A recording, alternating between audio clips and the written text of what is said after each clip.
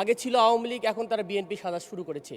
Honour speaker, আমরা অনেকগুলো ব্যাংকের নাম শুনি, কিন্তু আমার অঞ্চলের গরিব মানুষকে যে ব্যাংকটা ঋণ দেয় সেটার নাম হচ্ছে রাজশাহী কৃষি উন্নয়ন ব্যাংক।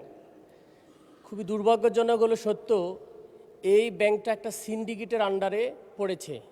শুধু রাজশাহীর বাইরে যেন ব্যাংকটা না যায়, এর আগে উদ্যোগ নেওয়া হয়েছিল ঢাকায় নিয়ে আসা, যাতে করে গভর্নমেন্ট স্বচ্ছভাবে তদন্ত রাখতে পারে। কিন্তু এখানে অনেক ঋণ খেলাপি আছে, অনেক নিউজ হয়, অনেক কিছু হয়, কিন্তু একটা গোষ্ঠী, আগে ছিল আওয়ামী লীগ, এখন তারা বিএনপি সাজা শুরু করেছে। এই ব্যাংকটাকে জনঘনিষ্ঠ, কৃষক ঘনিষ্ঠ বানানোর ক্ষেত্রে আমাদের অর্থমন্ত্রী কোনো ধরনের প্ল্যান নেবেন কিনা, বা কোনো উদ্যোগ নেবেন কিনা, বা কোনো তদন্ত করবেন কিনা, সেটার ব্যাপারে আমার জানার প্রশ্ন আর কি। মাননীয় মন্ত্রী। মাননীয় স্পিকার, আপনাকে ধন্যবাদ। আওয়ামী লীগের পরিবর্তে বিএনপির ব্যাংক দখল প্রক্রিয়ার কোনো সুযোগ এই সরকারের অধীনে নাই, কোনো সুযোগ নাই।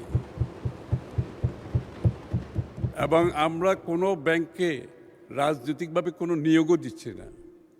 Conscious decision of BNP government, আমরা কোনো পলিটিক্যাল অ্যাপয়েন্টমেন্ট কোনো ব্যাংকে দিচ্ছি না, কোনো আর্থিক প্রতিষ্ঠানে দিচ্ছি না, দেওয়ার সুযোগও নাই।